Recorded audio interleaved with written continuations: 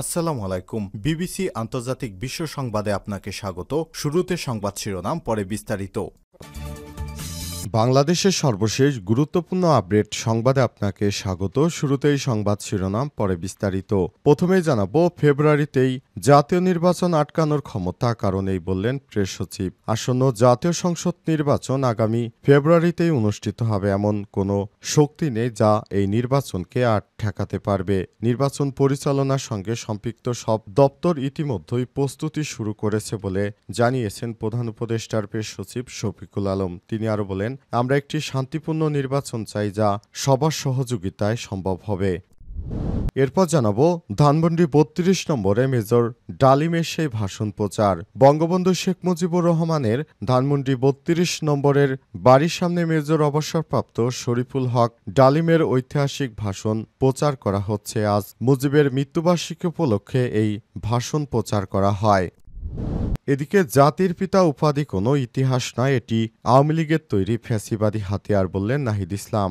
জাতির পিতা উপাধি কোনো ইতিহাস নয়, এটি আওয়ামী লীগের তৈরি এক ফ্যাসিবাদী হাতিয়ার বলে মন্তব্য করেছেন জাতীয় নাগরিক পার্টি এনসিপির আহ্বায়ক নাহিদ ইসলাম। আজ সামাজিক যোগাযোগ মাধ্যম ফেসবুকে এক স্ট্যাটাসে এই মন্তব্য করেছেন তিনি। এদিকে নির্বাচনে অংশ নেওয়ার ইচ্ছা নেই জানালেন ডক্টর মোহাম্মদ ইউনূস। সক্রিয় রাজনীতিতে প্রবেশ অথবা নিজে নির্বাচন করার কোনো ইচ্ছে নেই বলে জানিয়েছেন প্রধান উপদেষ্টা অধ্যাপক ডক্টর মোহাম্মদ ইউনূস। সম্প্রতি মালয়েশিয়া সফরে গিয়ে দেশটির রাষ্ট্রীয় বার্তা সংস্থা বার্নামাকে এক সাক্ষাৎকার দিয়েছেন প্রফেসর ডক্টর মোহাম্মদ ইউনূস। সেখানেই তিনি জানিয়েছেন, আগামী নির্বাচনে তিনি সক্রিয়ভাবে অংশগ্রহণ করবেন না। এবং সর্বশেষ জানাবো, বেপরোয়া জবি ছাত্রদল নেতা মাহমুদ মানছেন না নিষেধাজ্ঞা। জগন্নাথ বিশ্ববিদ্যালয়ের জবি শাখা ছাত্রদলের যুগ্ম আহ্বায়ক মাহমুদুল হাসানের বিরুদ্ধে প্রশাসনের দেয়া নিষেধাজ্ঞা অমান্য করে বিশ্ববিদ্যালয়ে প্রবেশের অভিযোগ উঠেছে। প্রিয় দর্শক, এতক্ষণ শুনছিলেন সংবাদ শিরোনাম, এবারে বিস্তারিত। তবে তার আগে বন্ধুরা, অনুরোধ থাকবে এই সংবাদটিতে একটি লাইক দিন।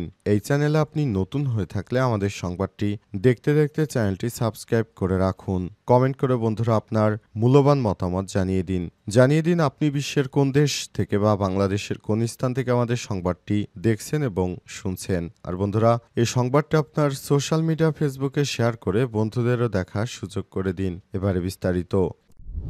ফেব্রুয়ারিতে জাতীয় নির্বাচন আটকানোর ক্ষমতা কারণেই বললেন প্রেস সচিব। আসন্ন জাতীয় নির্বাচন আগামী ফেব্রুয়ারিতে অনুষ্ঠিত হবে, এমন কোনো শক্তি নেই যা এই নির্বাচনকে ঠেকাতে পারবে। নির্বাচন পরিচালনার সঙ্গে সম্পৃক্ত সব দপ্তর ইতিমধ্যেই প্রস্তুতি শুরু করেছে বলে জানিয়েছেন প্রধান উপদেষ্টার প্রেস সচিব শফিকুল আলম। তিনি বলেছেন, আমরা ইতিমধ্যেই শান্তিপূর্ণ নির্বাচন চাই যা সবার সহযোগিতায় সম্ভব হবে। আজ মাগুরার পারন্দ আলীতে জুলাই গণ অভ্যুত্থানে শহীদ মেহেদী হাসান রাব্বি এবং আলামিনের কবর জিয়ারত শেষে সাংবাদিকদের প্রশ্নের জবাবে তিনি এসব কথা জানান। প্রেস সচিব আরও বলেন, বর্ষা শেষ হলে পাড়া মহল্লায় নির্বাচনের আমেজ নেমে আসবে। সম্ভাব্য প্রার্থীরা ভোটের জন্য দুয়ারে দুয়ারে যাবেন, পাড়ায় পাড়ায় মহল্লায় মহল্লায় অফিস খোলা হবে। তখন কারো মনে যদি কোনো সন্দেহ থাকে তা কেটে যাবে। নির্বাচন ফেব্রুয়ারিতেই হবে এবং রোজার আগে অনুষ্ঠিত হবে। জুলাই অগস্টে মাগুরায় মোট 10 জন শহীদ হওয়ার কথা উল্লেখ করে শফিকুল আলম আরও বলেছেন, আওয়ামী লীগ যুবলীগের হাতে নিহত ছাত্রদল নেতা মেহেদী হাসান রাব্বি এবং ঢাকায় ব্যবসা করা আলামিনের কবর জিয়ারত করেছে, বাকিদের কবরও যার পরিকল্পনা রয়েছে। তিনি আরও বলেন, এই শহীদেরা নতুন বাংলাদেশের নির্মাতা। আমাদের আত্মদানের কারণেই, তাদের আত্মদানের কারণেই আজ আমরা স্বাধীনভাবে কথা বলতে পারছি, রাজনৈতিক সমঝোতায় পৌঁছাতে পারছি। আমরা সুন্দর একটি নির্বাচন হবে, এই শহীদদের প্রতি আমাদের সেই শ্রদ্ধা জানিয়ে আশা প্রকাশ করছি। ধানমন্ডি 12 নম্বরে মেজর ডালিমের সেই ভাষণ প্রচার।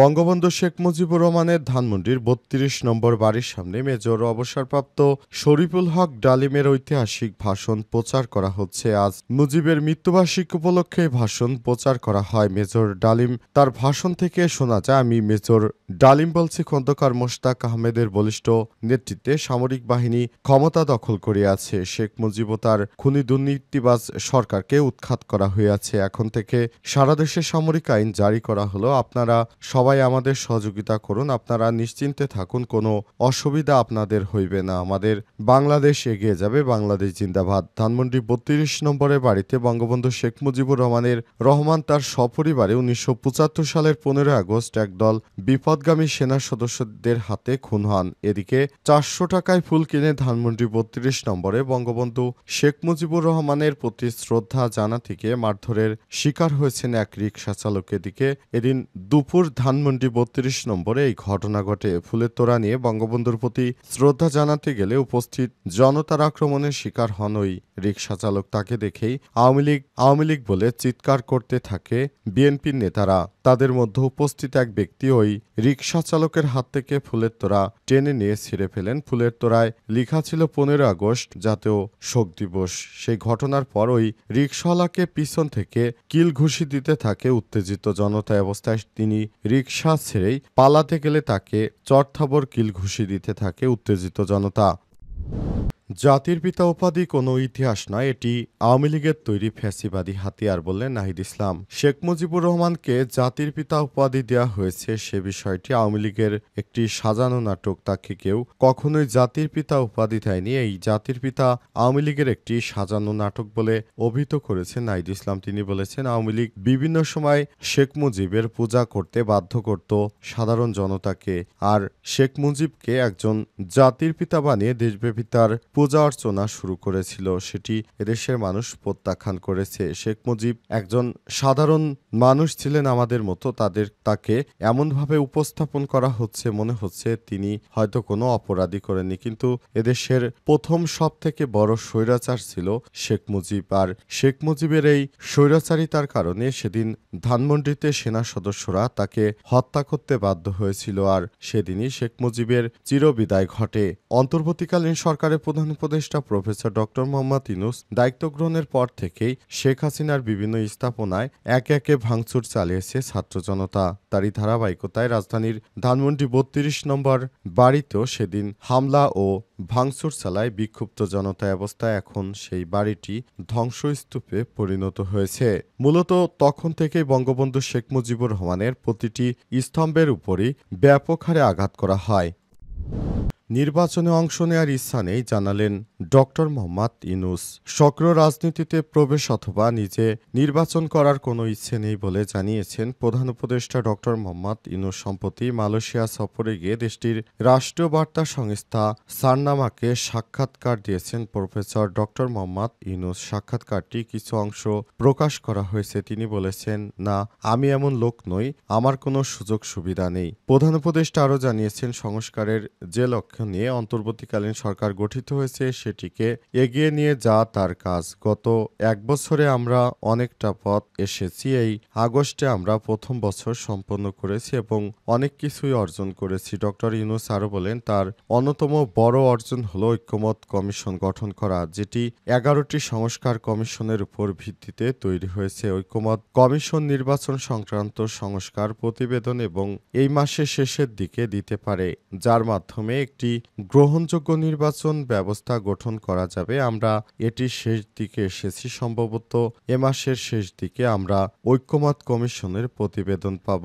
এই ঐক্যমত কমিশনকে রাজনৈতিক স্পর্শকাতর এবং অন্যান্য বিষয়গুলো নিয়ে রাজনৈতিক দলগুলোর থেকে সম্মতি আদায়ের দায়িত্ব দেওয়া হয়েছে। প্রধান উপদেষ্টা আরও বলেন, রাজনৈতিক বিষয়ে আপনার একটি ঐক্যমত প্রয়োজন। সংসদ একক কক্ষ বিশিষ্ট নাকি দ্বিকক্ষ বিশিষ্ট হবে, এটি নিয়ে অনেক বিতর্ক রয়েছে।